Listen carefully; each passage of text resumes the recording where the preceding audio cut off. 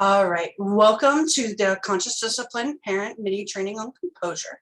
And so to start with, the definition of composure is that state or feeling of being calm and in control of oneself. And so I bet we can all think of a time where we did not have composure. Someone cuts us off in line, something happens and somebody makes us very angry. We have to wait in line forever when we're in a hurry. Those things can make us lose our composure. Self-regulation is the skill that we work on with children. And so it starts actually with co-regulation. And so babies can't regulate themselves. Babies need our help. And so if you've ever taken care of a baby who's crying, often we'll pat the baby's back, or bounce the baby up and down to help them not cry, or to walk them back and forth. We make sure that their needs are taken care of. But we do a lot of, so are they dry? Are they fed? But we'll do a lot of rhythm things like patting, singing songs, rocking in a chair, swinging them back and forth, dancing with them. And that's co-regulation when we're downloading our calm into the child. I bet you found before when you're taking care of a baby, if you get upset, it's really hard to calm them down. So we have to download our calm into our baby or into our child. And so that's co-regulation. So co is together, so co-regulation. What we work on a lot in preschool age is self-regulation. And as a grown-up, we also work on this.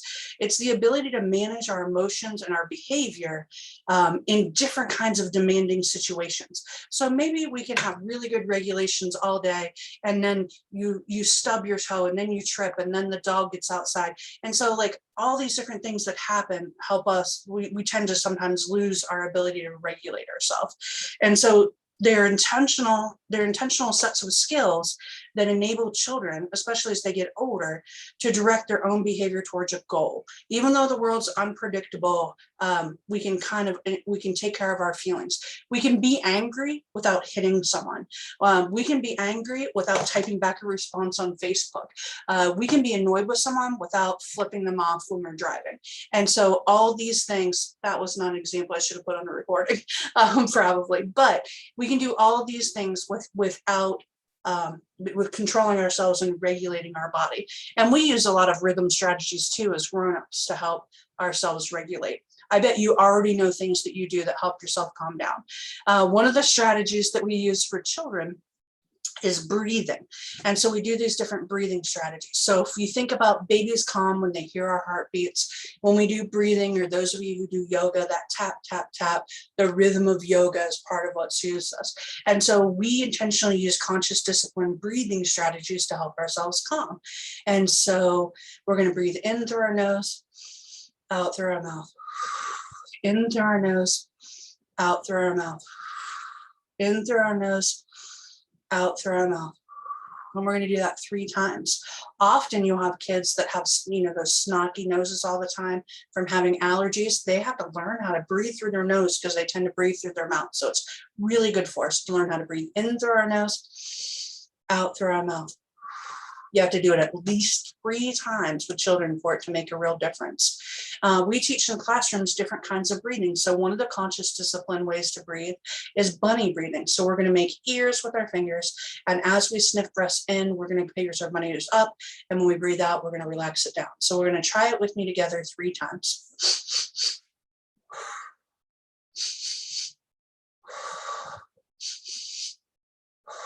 And we're really going to try to fill up our stomachs and our bellies with air and get a really full breath. That'll help. Sometimes, especially during March Madness, some of our boys and girls get really excited about basketball. So one of my rooms invented, Starting Point over on Lockbourne, invented this basketball breathing. So you're going to dribble. And when you dribble, you take your breaths in. So dribble, shoot, dribble, shoot, dribble, shoot. And that's how you do basketball breathing. Conscious discipline, you might see these up in our classrooms, or the home visitors might have them on cards for you. And so we have star breathing. You might see them model this with a flower that's taped onto the end of a pinwheel. And so we're going to smell the flower. So we'll hold the flower up with children and smell the flower. And then you're going to blow and make the pinwheel blow. You can make that at home with a paper towel tube with some some crepe paper on it or something out, or ribbon, so that you can make it blow. You can do it if you have a scarf that you aren't using, or a handkerchief, and you can practice blowing it to blow that breath out. I'll teach children, like, smell through your nose like you're smelling, do you like chocolate chip cookies?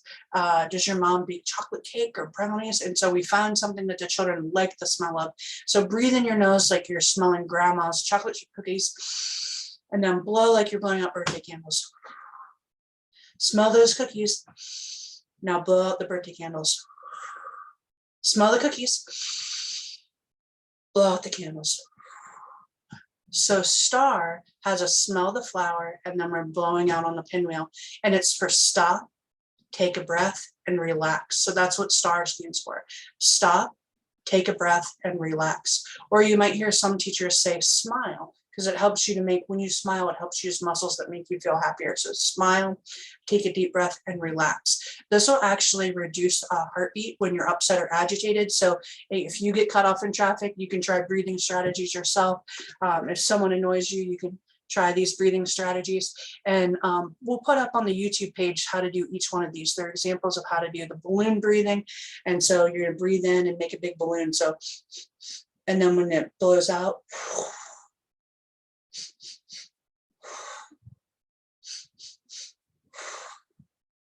so you can give those a try.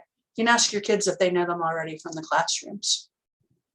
Another strategy for composure is the notice technique. So the notice technique, I like using it with a book, because a book feels safe first. And so a book like No David, these pictures are from that book, and it's a good one because the David has a lot of different faces in it. And so what we're going to do is describe to a child how they look. It's also helpful if you have a mirror, and you can have the child look in a mirror when you're doing it. But what we're doing is teaching them the word for the different emotions, because if you can name the emotion, you can tame the emotion. And so I would say to this child, oh, it looks like you're mad. Your eyebrows are going like this, and your elbows are up. In the big picture, his hands are in fists, and your mouth is turned down, and in your face, your cheeks are red, and it looks like you're angry. It looks like you're mad. And the child will usually tell you if they are. And so then when we talk about sad, it looks like your shoulders are slumped forward, and your head is turned down, and your eyes have a little tear coming, and your mouth is turned down, and it looks like you're sad. And so we'll talk about how sad feels. So your classrooms might have in their safe place, your children's classrooms might have these pictures up. You can look at photos in magazines and talk about what pictures, what faces look like. You can pause the TV during commercials and describe what a face looks like. You can get books from the library or from Libby.com if you have a library card, and you can practice what those different faces look like. Because if you can name the emotion, you can tame the emotion. Oop, I didn't really mean to stop sharing my screen. Was that my last slide? Oh, I guess that was the last slide.